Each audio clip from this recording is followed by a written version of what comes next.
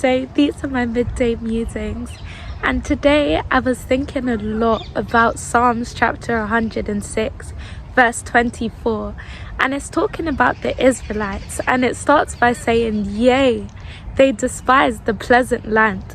And I was thinking perhaps the pleasant land denotes the promised land, and I was shocked to find out that the Israelites, they actually hated it. When they first got there, they said, no, I don't want it. Rather, they said, I want to return back to the land of Egypt, bearing in mind that Egypt was a land of bondage and captivity, and yet they had the mindset that anywhere is better than here. Slavery looks appetizing compared to where you brought us, Moses. And I was thinking, how could the Israelites despise the promised land? Then I started thinking perhaps they didn't recognize it to be pleasant land. They didn't acknowledge that where they are is a good place, that where they are is exactly where God has desired for them to be. And then so I started thinking, how different are we to the Israelites? How different am I to the Israelites?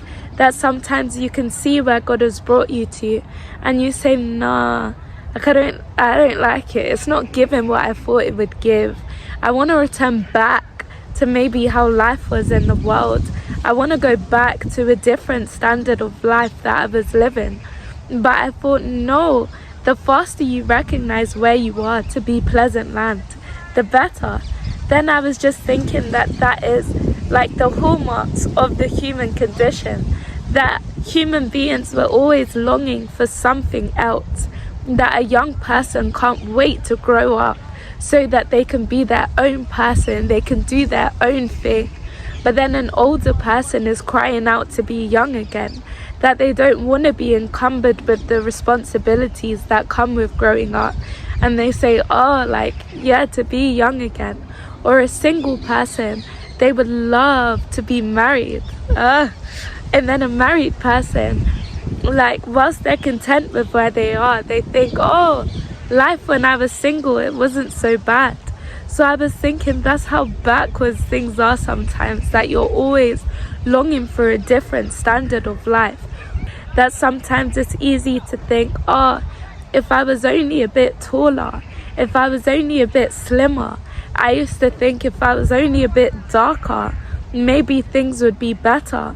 If I was just a bit smarter, if I was just a bit funnier. Like, I don't get that problem because I'm hilarious. But like, I feel like we're always longing and pining for a different standard of life.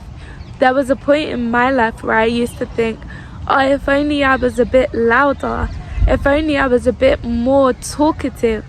Crazy, right? Because it would seem like I'm always talking. But I thought, if only I was a bit more talkative, if only I wasn't so much in my head, because I think so much. And I said, God, I want to turn my thoughts off. But then God was explaining, no, this is pleasant land. This is how I created you to be, and I like you this way.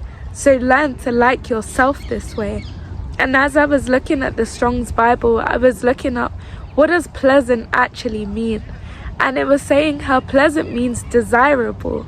So the standard of life that you have, and just the way you are as a person, that is desirable to someone else who's not living your life. That someone else sees your life and they desire to imitate your faith.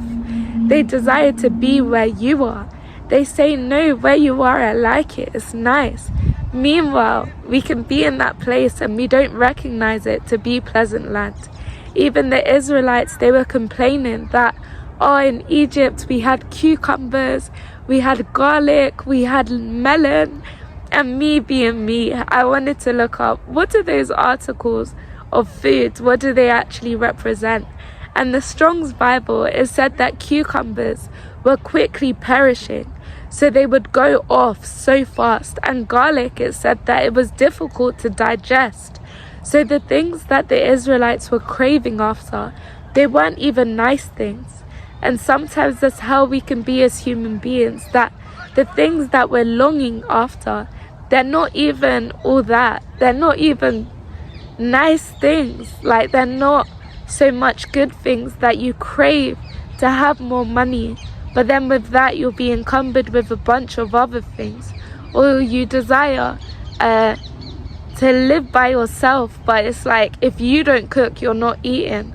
I think it's so easy to pine after a different lifestyle, but that's why the Bible says that godliness with contentment is great gain. Just to be happy with where God has brought you to, just to be content with where you find yourself. And so I just thought, wow. We'll sing with the heavens.